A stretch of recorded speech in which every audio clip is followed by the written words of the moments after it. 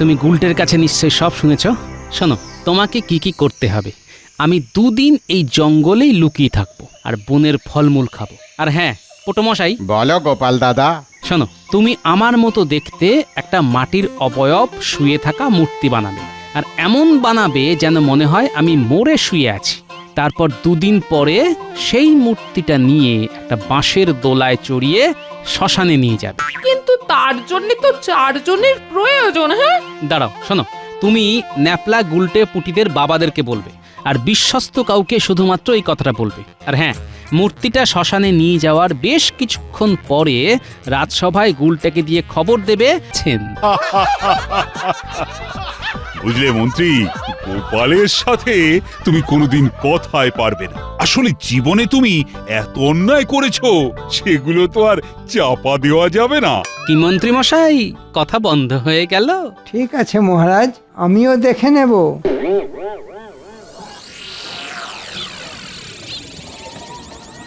এই 1 করে আলু, পটল আর ঝিঙে দে, চটপট। কি গো গোপাল দাদা, আজকে মনে হচ্ছে খুব তাড়াহুড়োয় আছো।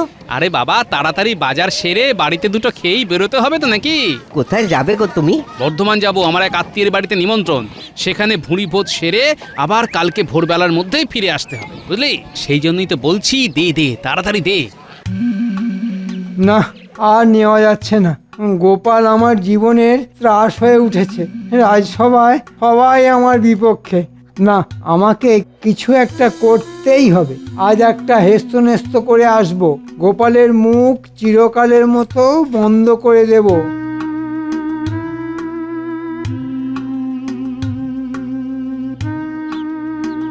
কিরে বটা, আরে এই বটা, বাড়িতে নেই নাকি? আরে মন্ত্রী মশাই, বলুন বলুন, কি ব্যাপার? শোন, গোপালকে আর এই ইহলোকে রাখা যাবে না। আমার জীবনটা অসহ্য করে তুলেছে গোপাল, সেই জন্যে পৃথিবী থেকেই সরিয়ে দিতে হবে, আর সেটার দায়িত্ব নিতে হবে তোকে আর ঘটাকে। না না, আমরা নিজে হাতে এসব কাজ করতে পারবো না। মহারাজ জানতে পারলে আমাদেরকে শুলে চড়াবেন। না না, তোকে কাজ করতে হবে না, কাজ করবে কালু ডাকাত আর ওর সঙ্গী সাথী। তুই আর ঘটা শুধু ওদের সাথে কথাবার্তা বলবি, আর কাজ হয়ে গেলে ওদের টাকা দিবি, আর বলবি আমি পাঠিয়েছি। আর হ্যাঁ, কাজটা যত তাড়াতাড়ি সম্ভব করতে হবে। ঠিক আছে মন্ত্রী মশাই, কাজ হয়ে যাবে। এই নে, এই থলেটা ওদেরকে দিবি, আর এইটা তোদের দুজনের বকশিস।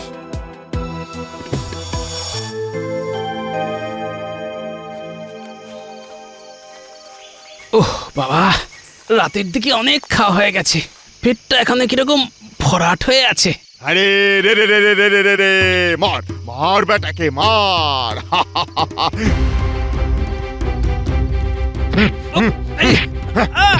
কে কে? না, আমাকে মরার নাটক করতে হবে, নইলে আমাকে মেরেই ফেলবে। এ বিশু, মনে হচ্ছে বেটা মরে গেছে রে। ওস্তাদ, ও ব্যাটার নাকের সামনে একবার হাত দিয়ে দেখো তো, নিঃশ্বাস প্রশ্বাস নিচ্ছে কিনা।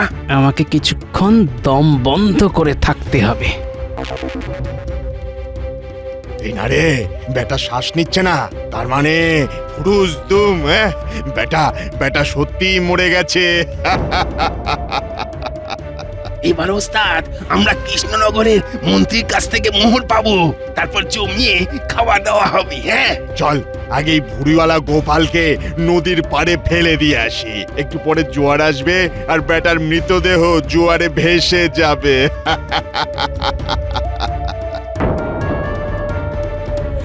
ওরে বাপ রে বাপ, ওরে বাবা, বাবা, কি ভারী মোড়া রে। ওরে বাবা, ওস্তাদ কুকুর, কুকুর ওস্তাদ, কুকুর। ওরে ওরে, মোড়া এখানেই ফেলে পালা রে। ওরে বাবা, ওরে বাবা।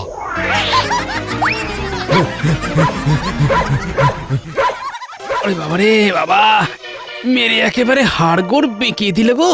উফ, তার মানে সব পরিকল্পনা মন্ত্রী মশাইয়ের। আমাকে মেরে ফেলার জন্য ডাকাত ভাড়া করেছেন। বাপ রে বাপ। না, আমাকে কদিন গা ঢাকা দিয়ে থাকতে হবে, আর পাজি মন্ত্রীকে আমি এর উপযুক্ত জবাব দেব। কি কাজ হয়েছে তো? একদম, বেটাকে মেরে নদীর পাড়ে ফেলে দিয়ে এসেছি। সাব্বাস, এই তো চাই। এই নাও তোমাদের পারিশ্রমিক। ধন্যবাদ ধন্যবাদ। আপনাদের মন্ত্রী মশাইকে আমাদের প্রণাম জানাবেন, আর আর নতুন কোনো কাজ থাকলে জানাবেন কিন্তু।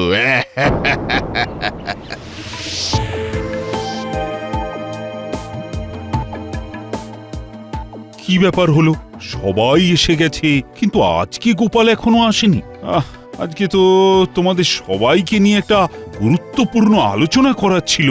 তাহলে মহারাজ, আপনি বরং এক কাজ করুন, গোপালকে রাজসভায় ডেকে পাঠান, ব্যাস মিটে গেল।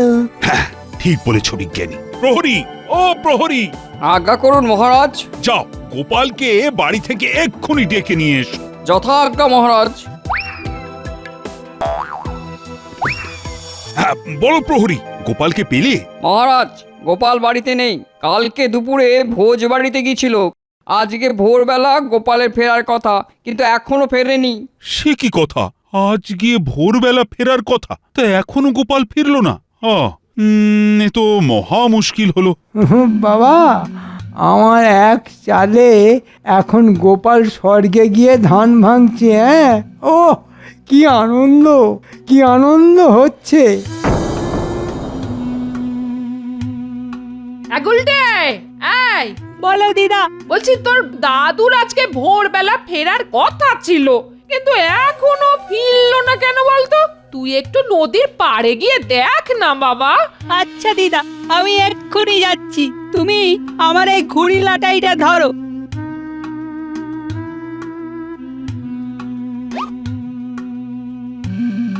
কে জানে বাবা, গোপাল দাদুটা আবার কোথায় গেল। দিদা চিন্তা করছে, এদিকে দাদুর পাত্তা নেই। এই গুলটে, এদিকে শোন। এই গুলটে, কি হলো? গোপাল দাদুর আওয়াজ মনে হলো। হ্যাঁ আমি এদিকে আয়, এই ঝোপের ভিতরে। এ কি দাদু, তুমি এই জঙ্গলের ভেতর লুকিয়ে কি করছো? চুপ চুপ, শোন, তোকে যে কথাগুলো বলছি এই কথাগুলো মন দিয়ে শোন। বলো দাদু, বলো।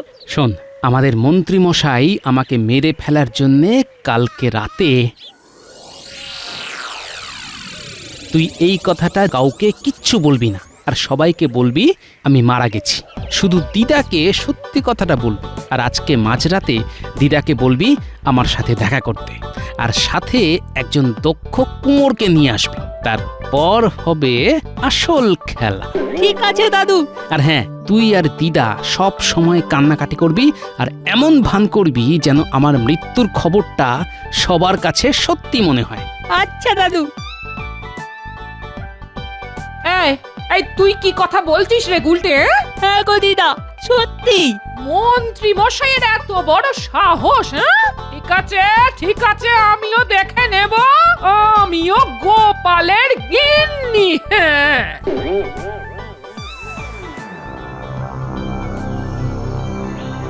তুমি গুলটের কাছে নিশ্চয়ই সব শুনেছ। শোনো, তোমাকে কি কি করতে হবে। আমি 2 দিন এই জঙ্গলেই লুকিয়ে থাকবো, আর বনের ফলমূল খাবো। আর হ্যাঁ পোটোমশাই, বলো গোপাল দাদা। শোনো, তুমি আমার মতো দেখতে একটা মাটির অবয়ব শুয়ে থাকা মূর্তি বানাবে, আর এমন বানাবে যেন মনে হয় আমি মরে শুয়ে আছি। তারপর 2 দিন পরে সেই মূর্তিটা নিয়ে একটা বাঁশের দোলায় চড়িয়ে শ্মশানে নিয়ে যাবে। কিন্তু তার জন্য তো 4 জনের প্রয়োজন। হ্যাঁ, দাঁড়াও, শোনো, তুমি ন্যাপলা গুলটে পুটিদের বাবাদেরকে বলবে, আর বিশ্বস্ত কাউকে শুধুমাত্র এই কথাটা বলবে। আর হ্যাঁ, মূর্তিটা শ্মশানে নিয়ে যাওয়ার বেশ কিছুক্ষণ পরে রাজসভায় গুলটেকে দিয়ে খবর দেবে, আর বলতে বলবে আমার মৃতদেহ নিয়ে যাওয়া হচ্ছে। তারপর কিন্তু গোপাল দাদা, তুমি বেঁচে থাকতে এসব করবে কেন? সব পরে একদিন বুঝিয়ে বলবো। আগে আমি একজনকে উপযুক্ত জবাব দিই, তারপর তোমাকে সব জানাবো। আচ্ছা গোপাল দাদা। আর হ্যাঁ, এই সব কথা তোমরা দুজনে খুব গোপন রাখবে। এখন তোমরা এসো, আমি ঠিক সময় হলে বাড়ি ফিরব।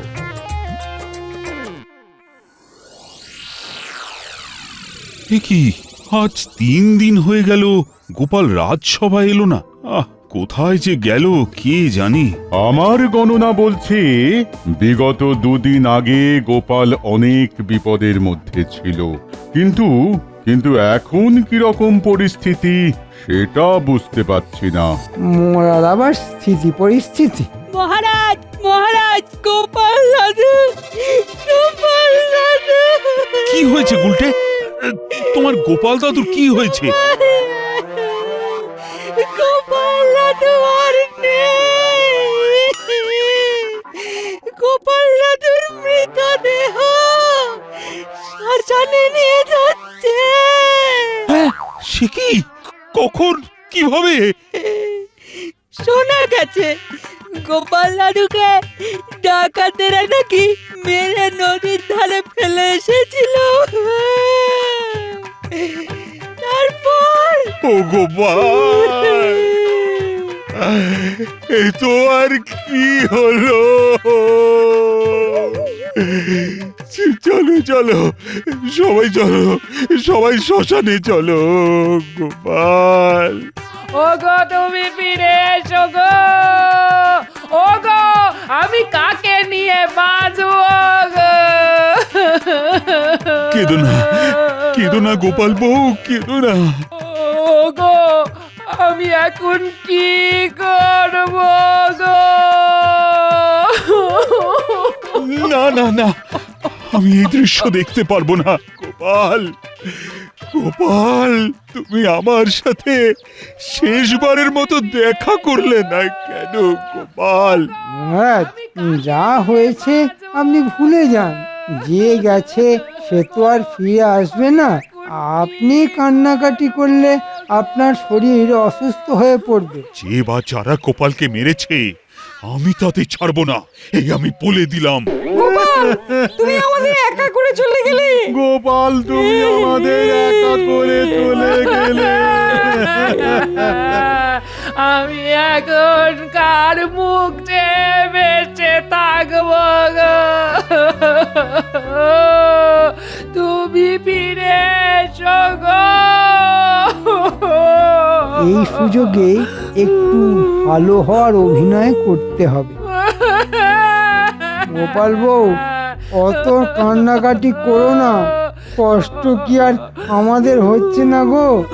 আমাদেরও অনেক কষ্ট হচ্ছে। তুমি এত কেঁদো না গো। গোপাল নেই তো কি হয়েছে? এই রাজ্যের মন্ত্রী তো আছে। তোমার যা সমস্যা হবে আমাকে বলবে, আমি সাহায্য করব। ওকে ছাড়া আমি কি করে বাঁচবো মন্ত্রী মশাই? সবই বিধাতার লিখন গোপাল বউ। জন্মালে তো একদিন মরতেই হবে। গোপাল বউ, কেঁদো না, কেঁদো না গোপাল বউ, একটু শান্ত হও। কদিন পরে তো তোমার ঘাট কাজ, শ্রাদ্ধ শান্তি করাতে হবে। সব রাজবাড়ি থেকে দায়িত্ব নিয়ে করানো হবে। তুমি কিন্তু কোনো চিন্তা করো না। তুমি একবার ফিরে এসো। শোনো গিন্নি, মন্ত্রী তো তোমাকে বলেছে সব দায়িত্ব নেবে, তুমি এবার তাহলে খেলবে। বেটা শয়তান মন্ত্রীকে আমি উচিত শিক্ষা দেব। আচ্ছা আচ্ছা, তুমি বলো কি করতে হবে আমার? শোনো, হ্যাঁ, আচ্ছা আচ্ছা, ঠিক আছে ঠিক আছে। তুমি তাহলে বাড়িতেই লুকিয়ে থাকো। হ্যাঁ, আমি ভেতরের ঘরে দরজা জানলা সব সময় বন্ধ করে রাখবো। হ্যাঁ হ্যাঁ, 2 দিন একটু শুধু আমাকে সাবধানে থাকতে হবে।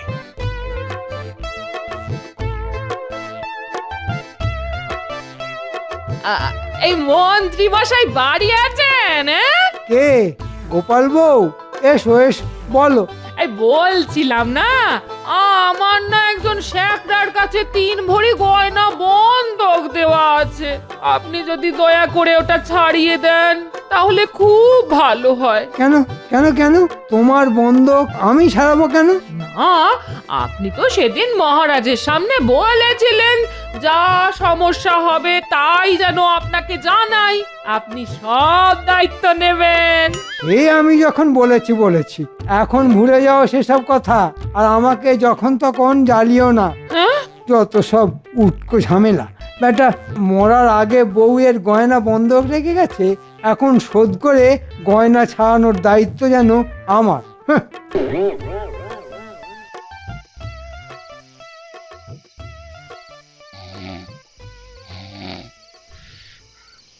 মন্ত্রী মশাই, ও মন্ত্রী মশাই, কে?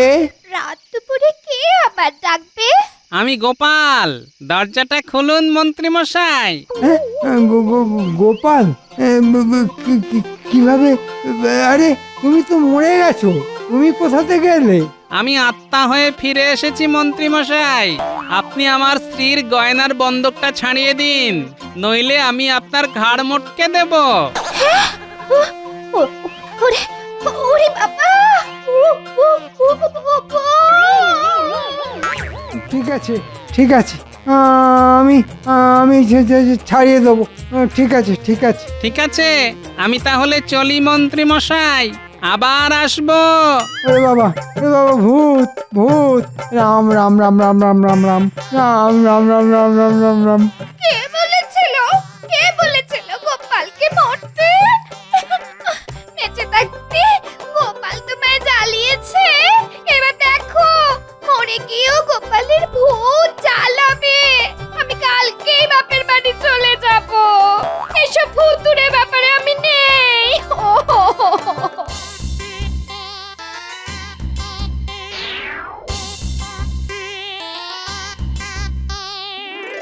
এই নাও গোপাল বউ, কি মন্ত্রী মশাই? টাকা। এই টাকা দিয়ে গয়নাগুলো ছাড়িয়ে নিয়ে এসো। আচ্ছা আচ্ছা মন্ত্রী মশাই, আচ্ছা, ধন্যবাদ। আপনি কি উদার! আপনি তো মানুষ নয়, যেন ভগবান। ভয়ে মানুষ থেকে ভগবান হয়ে গেলাম, আরো কত কিছু হতে হবে কে জানে। ঠিক আছে, ঠিক আছে, কোনো ব্যাপার না, এ তো আমার কর্তব্য। এই বলছিলাম কি মন্ত্রী মশাই, আপনি যদি আরেকটা সাহায্য করেন, এই তাহলে না খুব ভালো হয়, খুব। আবার কি সাহায্য? এই আমাদের বাড়িটা অনেকটা পুরনো হয়েছে তো, তাই খড়ের চালটা যদি একটু পাল্টে দেন খুব ভালো হয়, খুব। বেঁচে থাকলে তো উনি করতেন, এখন আপনি যখন দায়িত্ব নিয়েছেন তাই আপনাকেই বলছি মন্ত্রী মশাই। না না, আমার কি টাকার গাছ আছে নাকি, হ্যাঁ, যে নাড়া দিলেই অমনি ঝনঝন করে পড়বে? আমি আর তোমাকে টাকা দিতে পারবো না।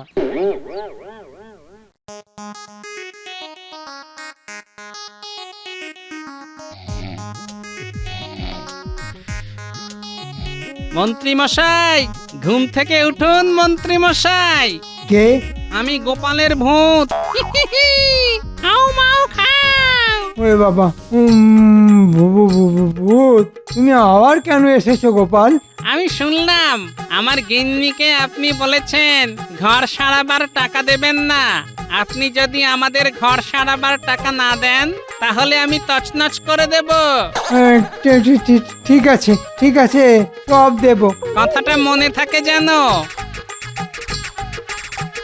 না, আজকাল আর ভালো লাগে না রাজসভায় আসতে।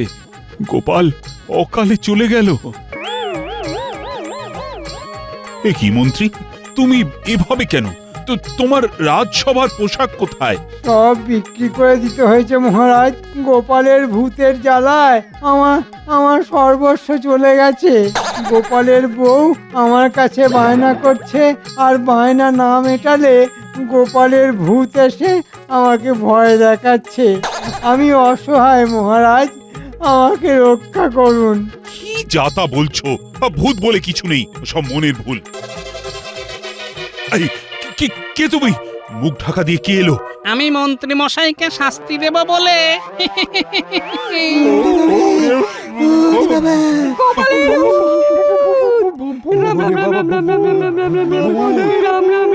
গোপালের ভূত!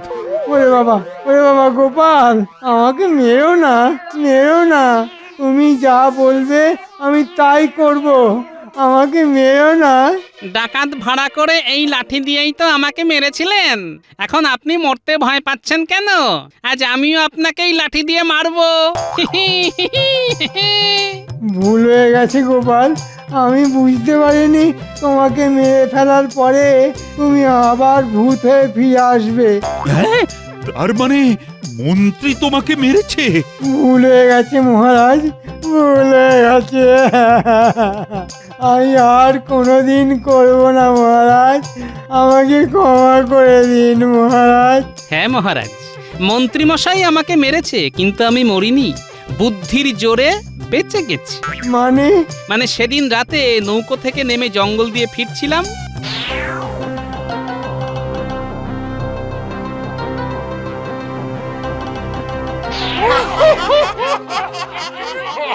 তার মানে তুমি সত্যি মরনি? এই তো আমাকে ছুঁয়ে দেখুন না। হ্যাঁ, হাত ধরে তো মানুষই মনে হচ্ছে, কিন্তু গুলটে যে বলল তোমার মৃতদেহ, তারপর শ্মশানে তোমার শরীর। ওটা মাটির মহারাজ, মৃৎশিল্পীকে দিয়ে বানানো করিয়েছি। মৃতদেহতে তো সাধারণ ত, কিন্তু গুলটে যেটার কথা বলেছে সেটা খণ্ডত, মৃত দেহ, মাটির দেহ। সাবাস গোপাল, সাবাস। ও, তোমার বুদ্ধির জবাব নেই। ও মহারাজ, আমার কি হবে? গোপাল তো আমাকে ভয় দেখিয়ে সব লুটে নিয়েছে। ওটা তোমার অপরাধের শাস্তি।